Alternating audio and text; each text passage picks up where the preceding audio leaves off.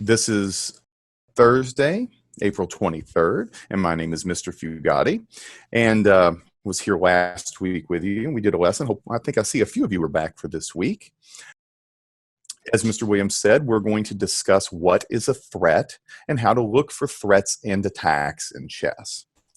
So let's start off right away with the definition of what is a threat, because we use this term quite a bit, and we don't all, sometimes it means different things, and it can mean different things on advanced levels. But a threat, from a simple definition, is when one piece can see another piece and you are going to win points. So we can see right here when we make this rook move over to here. Now the rook can come all the way up and see this pawn. And that means we're going to win points. And as we talked about last time, we know pieces have different point values. A rook is worth 5 and a pawn is worth 1. So this is a threat. It doesn't do anything. Let's just say they move the king out of the way. The rook is going to capture the pawn. And now white has won 1 point. That is a simple threat. So the rook can see the pawn and black can't win any points back. And the rook is going to capture and win points. That is what a threat is. So let's talk about an attack and how an attack is different. In this position, white is going to make a similar move that is an attack. They're going to move the rook so that the rook can see the pawn. This move is not a threat, however. The reason is because white will not win points. So the idea of a threat is that we need to see one move ahead, at least. So in this position, if black were to just make any old move, and white were to go ahead and take the pawn, white would get 1 point. But black is going to capture back. You see here, the rook could see there and took back. So white gained 1 point, but black gained 5. Because of this, that was not a threat. A threat is when you were going to win points, not lose them. So in order to understand a threat, you need to be able to look at least one move ahead. So in this position, when we see the pawn, and that's what we're looking for, where rook can see the pawn, this is an attack, but it is not a threat because black could also see it, and you would not gain points. All right, moving on to what is a threat in a real game. So this is a real game. The others were just positions we kind of put up there to see. But in this position, this is one where the very beginning of a chess game. Most of you have played this position before, probably play it all the time. So let's make a move for white.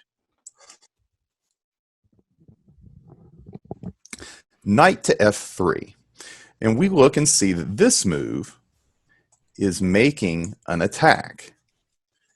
Is this move a threat?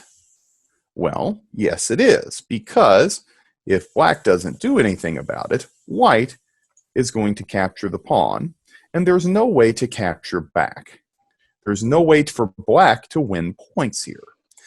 So this move was an attack and a threat against black. This is an actual in-game example of something that could happen in your game.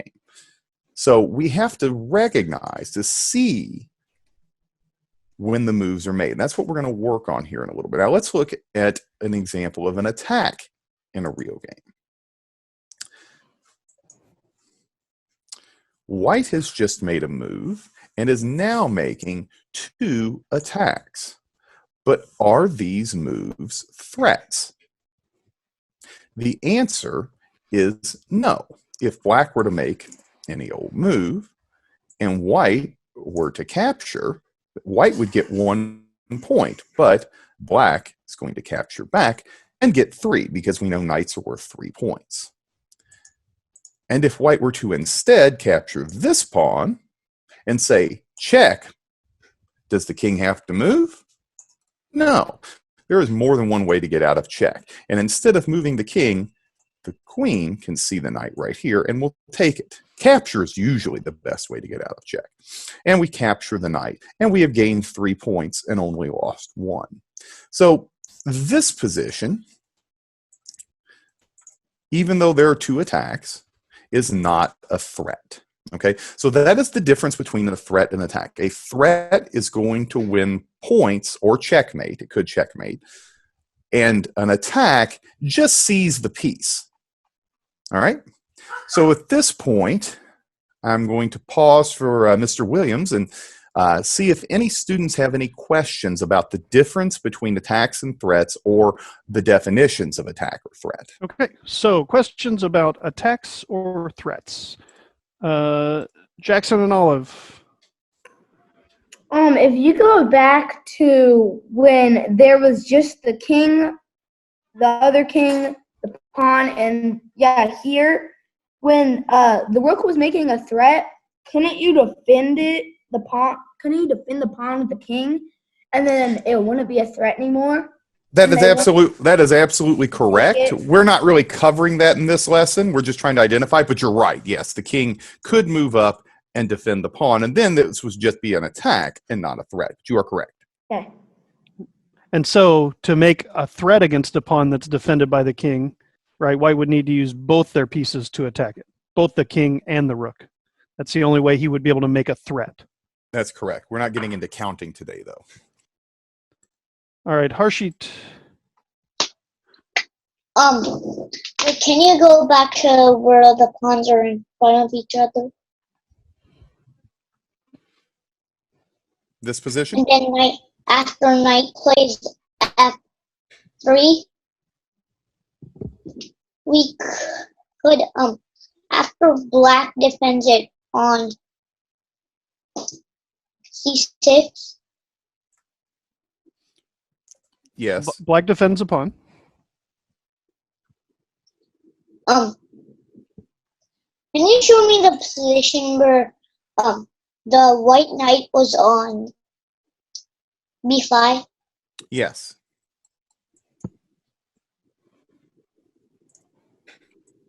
So you could actually like a black could actually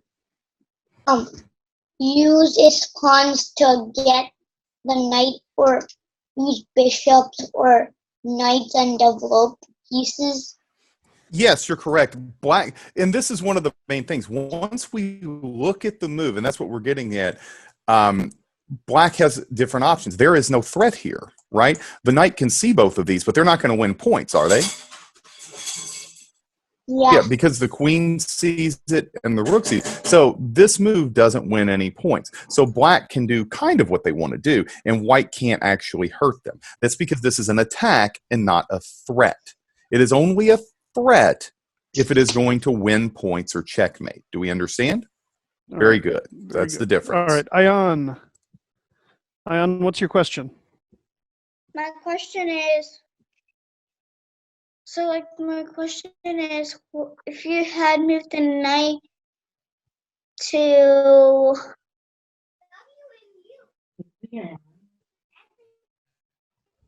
D6, what will happen if the knight moves to D6? Okay. So if we move the knight to D6, this would be a check. And as we all know, check is the best move in the game. However, do you think black is going to move their king up to get out of check? No, because moving the king early isn't what we want to do. We've talked about that a little, but that's not the point. The thing here is, just because it's a threat on the king doesn't mean that there's a way to stop this, because black can see the knight. The bishop and the pawn can both take the knight. So instead of moving the king, we know we can run away, block, or capture. Black is probably going to just go ahead and capture the piece. And so white has lost 3 points, and black still has all of their pieces. So that wouldn't be a very good move, would it? Even though we made a threat on the king, black was able to take it and win the points. Braley, what is your question? In chess, what's more important, to take a piece or to wait? Is it more important to just to take a piece? More important Than anything. than any. No, no. The most important thing in chess is to not get checkmated. But that's a more advanced idea. What we're talking about today is taking pieces, and if it's a threat or an attack. Now, taking a piece is an attack. So right now, this knight can see this pawn. Do you understand that? The knight can take the pawn.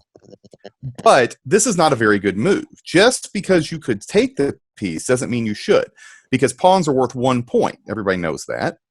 But you're going to get taken back. They're going to take you. And aren't knights more valuable than pawns?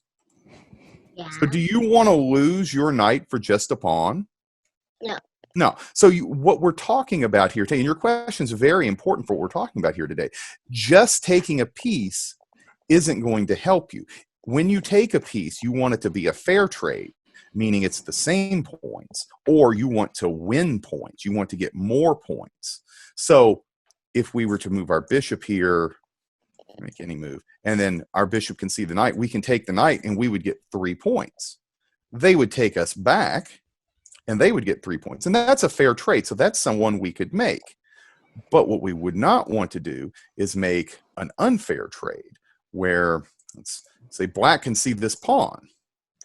Just because we can see the pawn doesn't mean we should take it. Even though it's check, we're going to get taken back and we're going to lose 9 points and we only got 1. And that's an unfair trade, and that's the kind we don't want to make. So just because we can see a piece doesn't mean we should take it. Okay? So so to answer your question, no, taking things is not the most important thing. You only want to take it when the piece is going to get you points and they can't get back. So what we're talking about here is looking a move ahead, and we're going to get into that in just a moment. All right, very good. I had a question from chat asking to see a threat with a bishop, because both of these were knight threats. Very good. 1 second. I'll Thank you. create one. Okay. So we have a move here. It's white to move, and white has a bishop on the board, and white is going to move their bishop so that this bishop can now see the pawn. So this is a threat. If black doesn't do anything, let's say they just move the king 1, white is going to take the pawn and gain a point. So we're going to have a game later where we see some more bishop stuff. But for now, Excellent. That's a simple example of being able to move, and this is an attack, and it's a threat because we're going to gain points. Okay, hope that answers your question. All right, continuing on, Coach Fugatte. Very good. Okay, so what we're going to do is now that we understand what threats are and what attacks are, we're going to start looking for threats. And this is the main thing. The biggest piece of advice that I can give you at your all's level of chess is you have to look at least 1 move ahead and see what that move does. So every time your opponent makes a move here, you have to look and see what that move does. So in this case, this is a basic opening, and white is going to play their pawn 2. What did this move do? Well, this move made an attack. This pawn can see here and here now. Now there's nothing on this square, but on this square there is a pawn. So this move is making an attack, and this move is a threat, because if black doesn't make any relevant moves, white is going to capture and win the pawn. So this move is a threat, and the way we look for that is we look and see the last move that white made and what that move does. So this is from a real game, and this can happen. So we would need to see what the move is doing. So every time your opponent makes a move, we always look at what that move does. I mean, I know you all have really great attacks of your own, but you need to look at your opponent first and see if there are any attacks or any threats, because the next one's a little bit harder example. This move right here, I'm sure you all have been in class, and I'm sure that you've been distracted before. Maybe you all were passing notes or secret text in class or something like that, and white is going to make a move here that is a distraction. And if you weren't paying attention because you were reading that text or note and not listening to your teacher, you might not pay attention to it, because right here white has made a move and is now very obviously making an attack. They're seeing that pawn. And if you aren't paying attention because you're distracted, you might not see what happens. Remember, when someone makes a move, you need to look and see what that move does. So in this case, you might only see that the pawn's happening. Oh, maybe I'll just take the pawn myself. But then you would have missed the super secret part. The pawn was a distraction. The real attack, right here, the bishop takes the queen. So let's go back and look at that again. So we don't, when we look at an opponent's move, we don't just look at the piece that moved.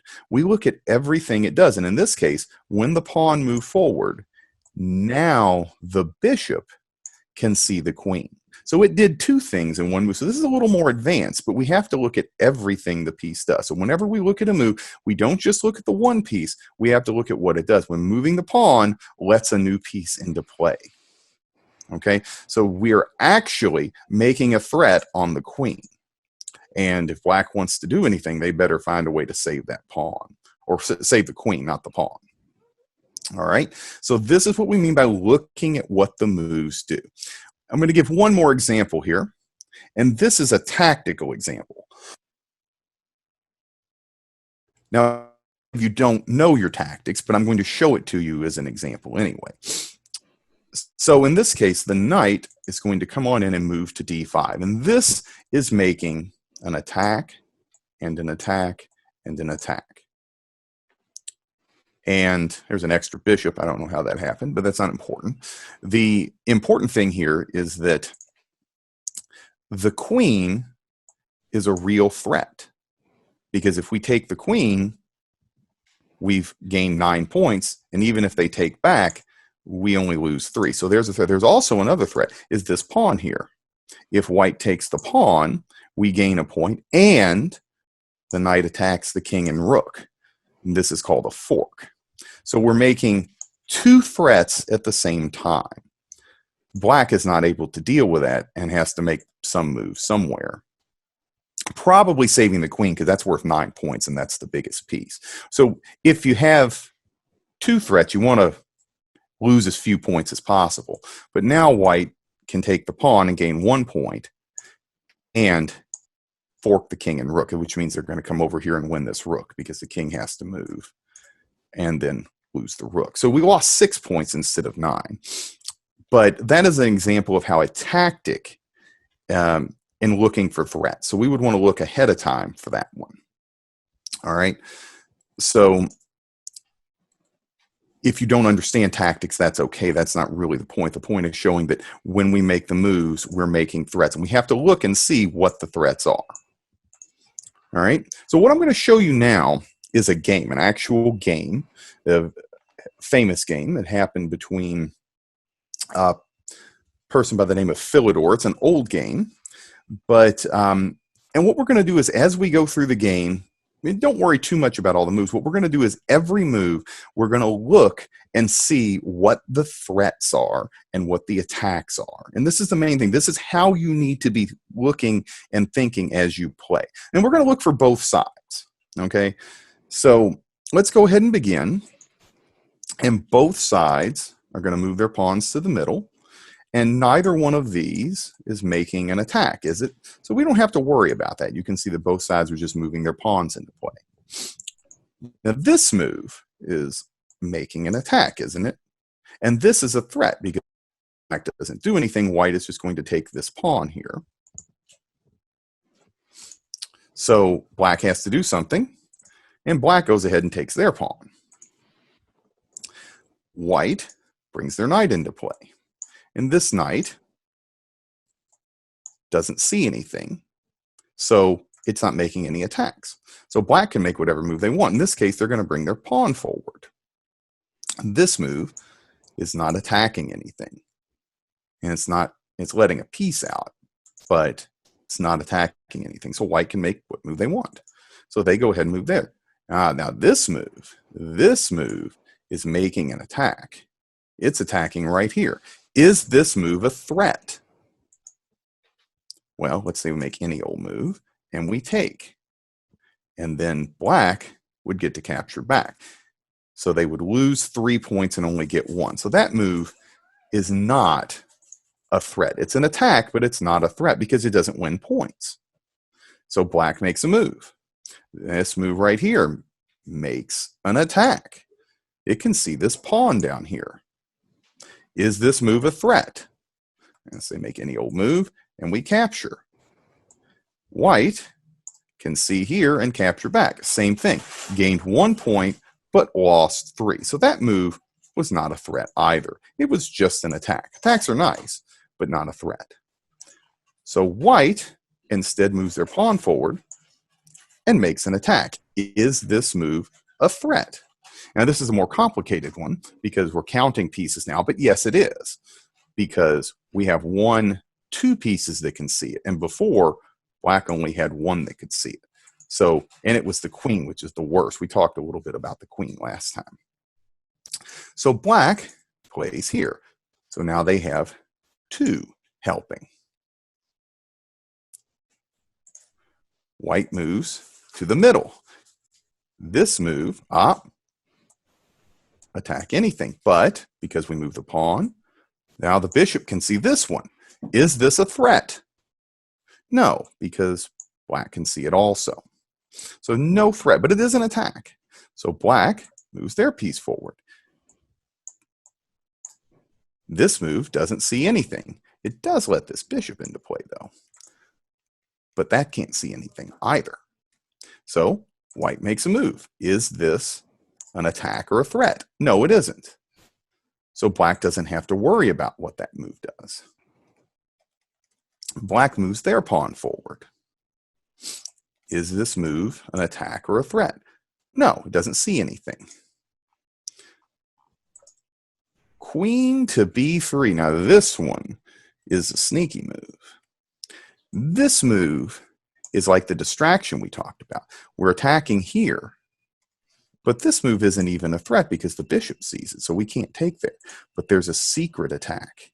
The queen and bishop together both see the pawn, and this is the secret threat to get the pawn up here because it's only attacked once. We're counting, but 2 is better than 1. So in this position, black moves their queen forward, which helps to see it. But we have to look at all of the things that the moves do, because not only does this guard the pawn, it makes an attack here. And is this a threat? Yes, it is. Nothing can see this pawn. So the queen could come down here, see the pawn, and then check the king. So white runs away. They don't bother to guard the pawn. Instead, they move the king out of the way, so there's no check. Now, there's no check, so black doesn't want to take here because then there's nothing protecting the just check. So they don't want to take right now. So instead, they just bring out a piece. So they bring their knight into play. Is this attacking anything? No, it's not attacking anything. It's just moving out a piece. So white doesn't have to worry about that yet. So white captures the pawn. This takes a piece, so we all know if somebody captures one of your pieces, what are you supposed to do? You take back. And black does so. So that was a 1-for-1, so there was no loss of points, so no threat. Uh-oh. Knight takes pawn. Well, wait a minute. Isn't that protected? Yes. Yes, it is protected. So black captures. Somebody takes one of your pieces, you take back. And now black has 2 points. But wait a minute. The queen has moved. What did that move do? Well, that move was protecting here. So now there's nothing protecting there. So white gets their sneaky attack in. Now they check the king. So they got 2 pawns for 1 knight. So they only lost 1 pawn there. And now the king can't castle and is forced to run away. And unfortunately, he chooses the wrong square. Had he moved here, he would be a lot safer. But that didn't happen, and he goes to f8. Now, white continues the attack and gets another pawn.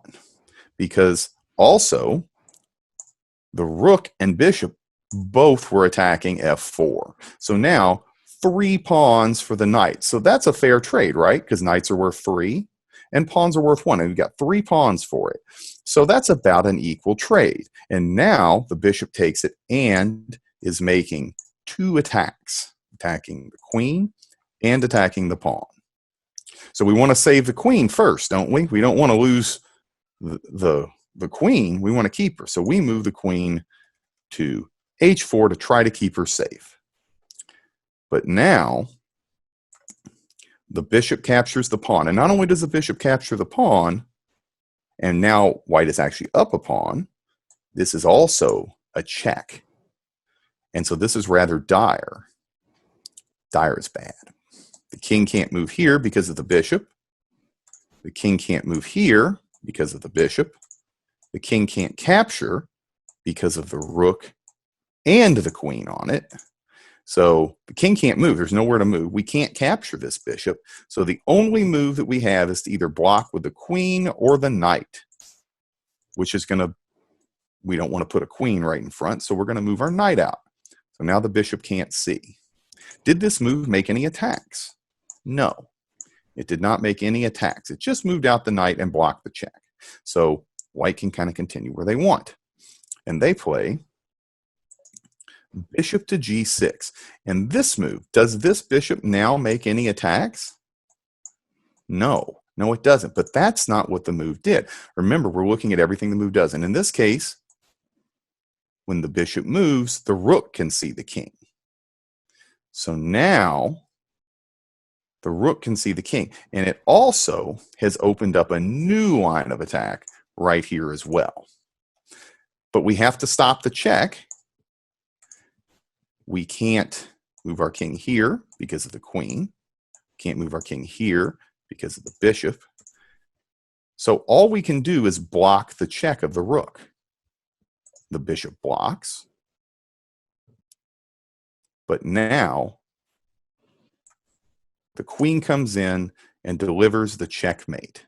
The bishop protects it and the queen sees the king. So there was the threat of checkmate when the bishop moved as well. So every move that we made, we had to look for the threats and the attacks on each move. And it turned out that white had a really good attack after they sacrificed their knight and the king went to the wrong square and got into big trouble. But as you saw, as we were playing, every move we made, every time we moved a piece, we looked for the attacks and threats. And that's what you want to do in your game. Look for attacks when your opponent makes a move at a time. Okay? All right, Mr. Williams, I'm going to turn it over to you and see if there's any questions about this game. Sharon and Shanu. On just asking on the last game, doesn't that use a lot of discovered attacks? Absolutely.